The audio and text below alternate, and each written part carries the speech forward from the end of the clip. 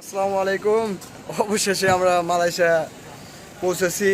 প্রায় 2 থেকে আড়াই ঘন্টা আমাদের ইমিগ্রেশনে বসায় রাখছিল শুধুমাত্র একটা ব্যক্তির জন্য, শুধুমাত্র একটা ব্যক্তি, সে হলো এই যে পার্সন। ওর লাইফে ফার্স্ট টাইম ইন্টারন্যাশনাল ট্রাভেল করলো, তাও আবার মালয়েশিয়া। ইন্ডিয়াও যায় নাই, কোথাও যায় নাই। ওর জন্যই যত বাংলাদেশে ঝামেলা করছিলাম, এখানে এসে ঝামেলা। আমরা চলে এসেছি হোটেলে, আমরা বাসায় থাকবো। এটা হলো আমার কাকা হয়, কাকা। আরে কি অবস্থা তোমার? ভিডিও করতেছি, হ্যাঁ সব চলে যাবে। এই যে আমরা আসলাম, এটা আমার কাকার হোটেল। এই হোটেলটা হ্যাঁ, এই যে এখানে মোগলাই পুরি পুরি বানাইতেছে, এটা বাংলাদেশি পুরি, আর ওইটা হলো মোগলাই। ঠিক আছে, এই দেখুন। আরে এই যে আমাদের খাবার পরিবেশনা করবে, নাম কি তোমার? ইনজামুল। আর বাবু, বাবু তো তোমার নাম তো বাদ দিছো।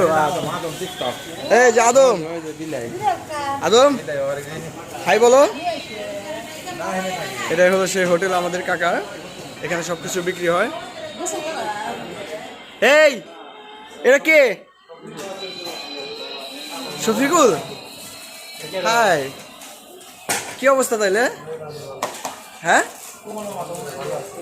ভালো কাকা, সবার মানি রাখতে হইব, বুঝেন নাই?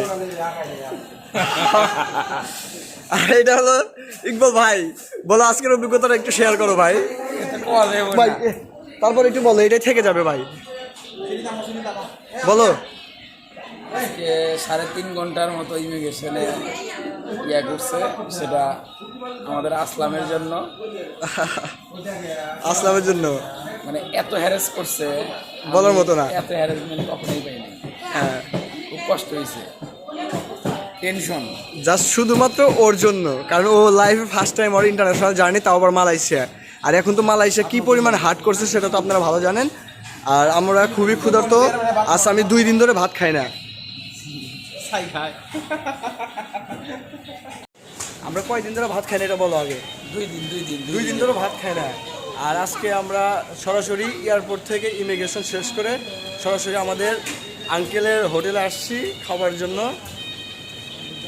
খাওয়া দাওয়া করবো, দেন মাথাটা ঠান্ডা হবে, তারপরে রেস্ট করব, আবার ঘোরাঘুরি হবে। সব দেখাবো মালয়েশিয়া, এমন কোনো জায়গা নাই যে যাবো না। ইনশাল্লাহ দোয়া রাখবেন।